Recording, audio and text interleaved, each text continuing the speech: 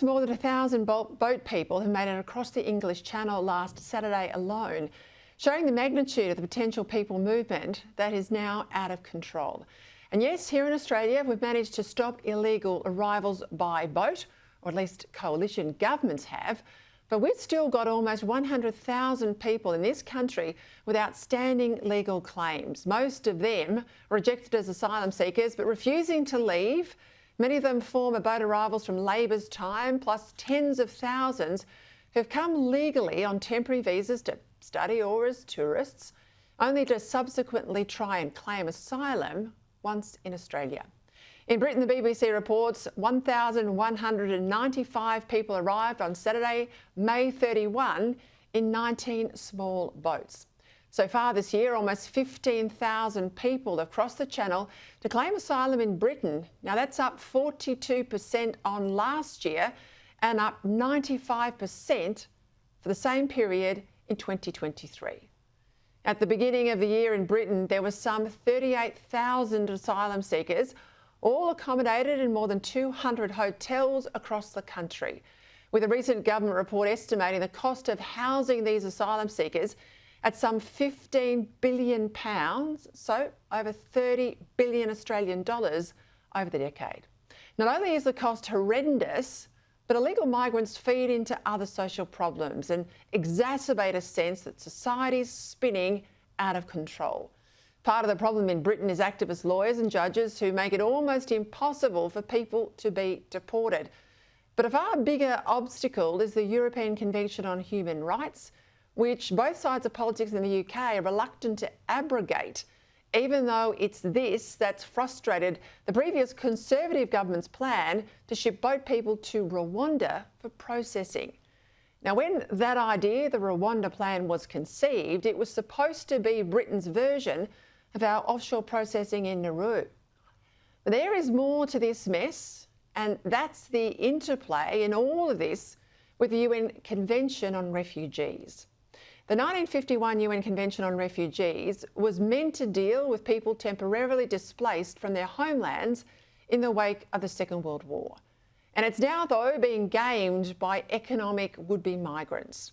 The UN Convention merely obliges nations who've signed up to it to provide temporary asylum, temporary protection from the threat of, in the Convention's words, the well-founded fear of persecution. Instead, two things have happened since the Convention was brought into international law. First, a very small number of countries, around 24 of them, we are one of them, so too is Britain, go further than the Convention requires us. So we don't just offer temporary asylum, but instead we offer permanent resettlement in our countries and a pathway to citizenship. So a whole new life for these refugees, not just protection, as originally intended. Now, I'm one of those who thinks this is a good thing, because resettling people who fled their homelands fearing for their lives and want to build a new life here in our country is what's helped to make Australia what it is today. And second, since the Convention was brought into international law, much of the people movement around the world is based not on a well-founded fear of persecution, so not people fleeing for their lives, but people wanting to move to the West and live a better economic life. So life in a democracy, under the rule of law, with a very generous social security system built in. Now, I strongly support our refugee program, as I said, but not the gaming of the system. Few Australians support that. We do not want to see people coming here, pretending they are tourists, trying it on as refugees when they get here, having their applications to stay rejected time and time again, and then refusing to leave. These people are would-be economic migrants. They are not refugees under the law.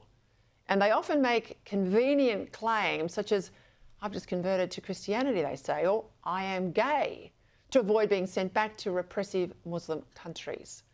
Now, this is what stopping the boats, as Australia did and Britain needs to do, is all about. It's not about stopping the genuine refugees that only about, as I say, 24 countries in the world actually take in, meaning some 170 countries do not. Stopping the boats is about putting an end to the people who are not refugees at all. And these people are predominantly young men who cross the English Channel to game the system and trespass on the goodwill of the British people. Last year, there were thought to be about 1 million people illegally present in Europe, mostly from the Middle East and Africa.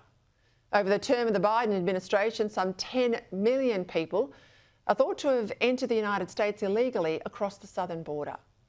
Now, the promise to restore border control was probably the biggest factor in the election of Donald Trump. And he's done that, because a country that loses control of its borders is effectively opening itself up to peaceful invasion. And while no one wants race or religion to determine immigration policy, countries do have a right to keep their character and their values.